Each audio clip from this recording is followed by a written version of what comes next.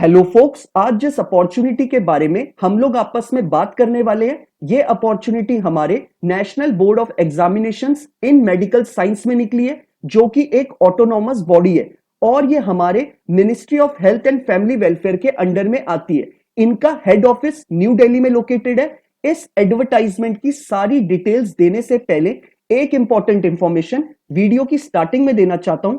जो भी बच्चा अभी लॉ स्टूडेंट है, लॉ ग्रेजुएट हो चुका है या फिर प्रैक्टिसिंग एडवोकेट है ऑल ओवर इंडिया के किसी भी कोर्ट में, अगर वो चाहता है हमारे लीगल फर्टिनिटी के रिगार्डिंग हमारे इंडिया में कोई भी वैकेंसी निकले, चाहे वो आपके इंटर्नशिप की वैकेंसी हो, चाहे वो आपकी जुडिशरी की वैकेंसी हो, चाहे वो हमारे प्रैक्टिसिंग एडवोकेट्स के लिए इंपैनलमेंट की वैकेंसी हो, या फिर कोई पीएसयू की वैकेंसी हो, या फिर सेंट्रल और स्टेट गवर्नमेंट के द्वारा निकाली गई कोई बैंक की वैकेंसी हो, या फिर कोई कॉर्पोरेट अपॉर्चुनिटी हो, यानी हमारे लीगल फर्टिनिटी के रिगार्डिंग ऑल ओवर इंडिया में कोई भी वैकेंसी निकलेगी, आपको उस वैकेंसी के रिगार्डिंग इस चैनल पे टाइमली अपडेट्स मिल जाएंगी, ताकि आप टाइमली ही उन प्रोसेसेस का पार्ट बन पाए और जल्दी से जल्दी एक अच्छी अपॉर्चुनिटी को ग्रैब कर पाए। तो मैं चाहूंगा जिस भी कैंडिडेट ने अभी इस चैनल को सब्सक्राइब नहीं करा है और वो चाहता है कि लीगल फर्टिनिटी की कोई भी वैकेंसी निकले ऑल ओवर इंडिया में और उस वैकेंसी के रिगार्डिंग उसको टाइमली अपडेट्स मिल जाए कि उससे कोई भी अपॉर्चुनिटी की अपडेट मिस आउट ना हो, तो वो मेक श्योर करे कि वो इस चैनल को सब्सक्राइब करे बिना ना जाए।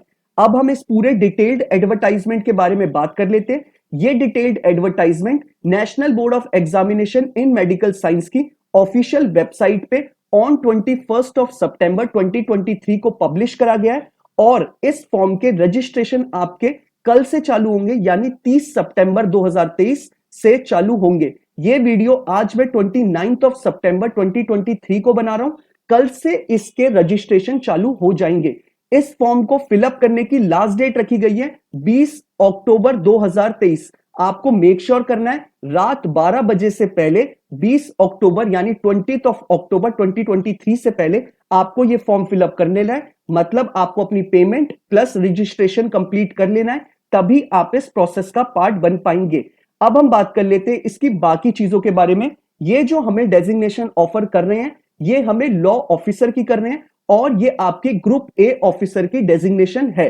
पे ग्रेड के बारे में इन्होंने बोला है आपकी लेवल 10 का पे स्केल होने वाला है। नंबर ऑफ वैकेंसी सिर्फ एक निकाली गई है, लेकिन ये अपॉर्चुनिटी बहुत अच्छी है। तो वो बच्चे जिनको अपॉर्चुनिटी अच्छी के लिए अप्लाई करना है और वो सोचते हैं कि एक भी अपॉर्चुनिटी आएगी और वो क्रैक कर लेंगे, तो मैं चाहूंगा वो बच्चे इस फॉर्म को जरूर फिलअप करें। अब बात कर लेते हैं एजुकेशनल क्वालिफिकेशन के रिगार्डिंग। इन्होंने बोला है अगर आपके पास एलएलबी की डिग्री है विथ 50% एंड अबव, इररिस्पेक्टिव आपने 3 ईयर का एलएलबी कोर्स करा है या फिर 5 ईयर का बीए एलएलबी का इंटीग्रेटेड कोर्स, अगर आपके पास एलएलबी की डिग्री है विथ 50% एंड अबव, तो आप इस प्रोसेस का पार्ट बन सकते हैं। अब बात कर लेते हैं हम एक्सपीरियंस के रिगार्डिंग। इन्होंने बोला है आपके पास मिनिमम 3 साल का एक्सपीरियंस होना चाहिए एज अ प्रैक्टिसिंग एडवोकेट। आपके रजिस्ट्रेशन को बीसीआई यानी बार काउंसिल ऑफ इंडिया के साथ मिनिमम 3 साल कंप्लीट हो जाने चाहिए, तभी आप इस प्रोसेस का पार्ट बन पाएंगे। अब बात कर लेते हैं कि इनके लिए डिजायर्ड कैंडिडेट कौन सा है। इन्होंने बोला है जिस भी कैंडिडेट ने लीगल मैटर्स को हैंडल करा है, किसके लिए, गवर्नमेंट के लिए, पब्लिक सेक्टर अंडरटेकिंग यानी पीएसयू के लिए, या किसी ऑटोनॉमस बॉडी के लिए, या किसी स्टैट्यूटरी बॉडी के लिए, अगर कैंडिडेट ने लीगल मैटर हैंडल करे हैं इन सब ऑर्गेनाइजेशन के लिए, तो वो इसके लिए एक डिजायर्ड कैंडिडेट होगा। उन्हें जिस बच्चे ने नॉर्मल प्रैक्टिस करी है 3 साल, उससे अपर एज मिलेगा। अब बात कर लेते हैं हम अपने एज क्राइटेरिया के बारे में। इन्होंने बोला है अगर आपकी एज बिलो 35 ईयर्स है, तभी आप इस रिक्रूटमेंट प्रोसेस का पार्ट बन पाएंगे। मेक श्योर करिएगा कि आपकी एज अबव 18 ईयर्स हो और बिलो 35 ईयर्स हो, तभी आप इस प्रोसेस का पार्ट बन पाएंगे। अब बात कर लेते हैं हम अपने एज रिलैक्सेशन के ऊपर कि इन्होंने हमें एज रिलैक्सेशन कितना दिया है। एससी और एसटी कैटेगरी यानी शेड्यूल कास्ट और शेड्यूल ट्राइब के लिए 5 साल का एज रिलैक्सेशन दिया है। अदर बैकवर्ड क्लास यानी ओबीसी के लिए 3 साल का एज रिलैक्सेशन दिया है। जो भी कैंडिडेट पीडब्ल्यूडी कैटेगरी से बिलोंग करता है अनरिजर्व्ड में, उसके लिए 10 साल का एज रिलैक्सेशन दिया है।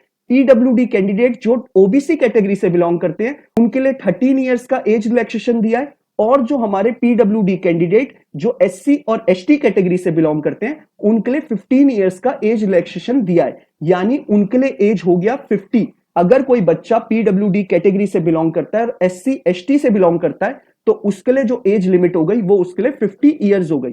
अब बात कर लेते हैं एक्स सर्विसमैन के लिए, उसके लिए 3 साल का एज रिलैक्सेशन दिया है। ऐसे ही ये सारे एज रिलैक्सेशन आपको दिए हैं गवर्नमेंट एम्प्लॉयज के लिए, हर के लिए, जो जुडिशियली सेपरेटेड वुमेन है उनके लिए, हर के लिए आपको एज रिलैक्सेशन दिया है।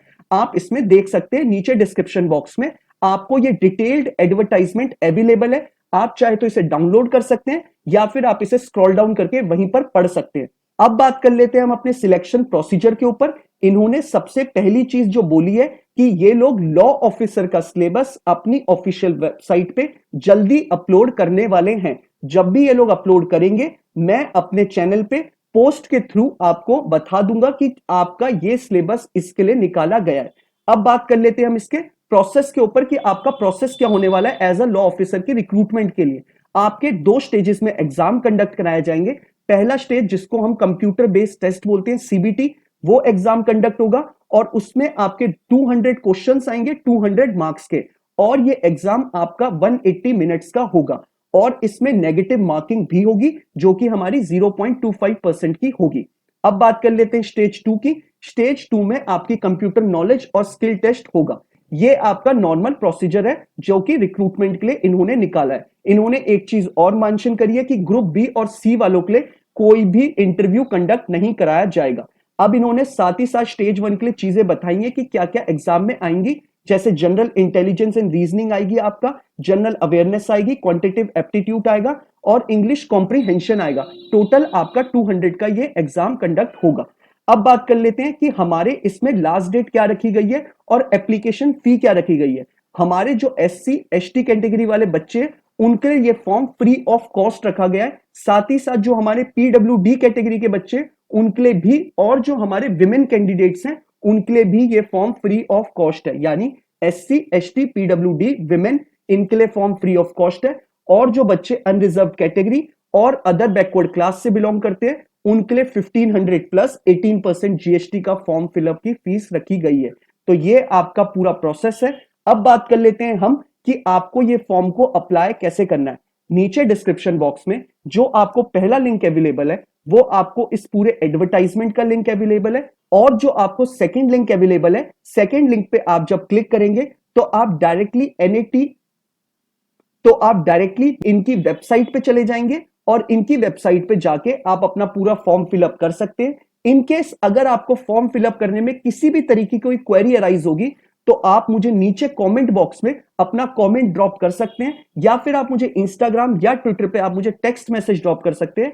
आप सभी जानते हैं ऐसा कोई स्टूडेंट नहीं है जिसका मैं आपको रिप्लाई नहीं करता और जिस क्वेरी को मैं अपने एंड से कोशिश नहीं करता कि वो रिजॉल्व हो जाए, ताकि आप जल्दी से जल्दी अपना प्रोसेस खत्म कर पाए। साथ ही साथ इन्होंने एक चीज और इंपॉर्टेंट बताई है कि ये लोगों का जो एग्जाम होगा वो आपका इंग्लिश और हिंदी में दोनों में क्वेश्चंस आपके पूछे जाएंगे आपके कंप्यूटर बेस्ड टेस्ट यानी सीबीटी के अंदर में। और साथ ही साथ आपकी जो जॉब लोकेशन होने वाली है वो आपकी न्यू दिल्ली होने वाली है। बाकी अगर आपको कोई भी क्वेरी हो तो आप मुझसे पूछ सकते हैं, और अगर आप चाहते हैं कि हमारे लीगल फर्टिनिटी की कोई भी अपडेट आपसे मिस ना हो तो आप हमारे चैनल को जरूर सब्सक्राइब करिएगा, और बेल आइकन पे अगर आप क्लिक करेंगे तो आपको कोई भी नोटिफिकेशन इस चैनल के द्वारा आएगी, आपको उसके बारे में पता चल जाएगा। तो मैं चाहूंगा आप लोग ये चैनल जरूर सब्सक्राइब करें, और वीडियो पसंद आया हो तो लाइक शेयर भी जरूर करिएगा। Thank you so much.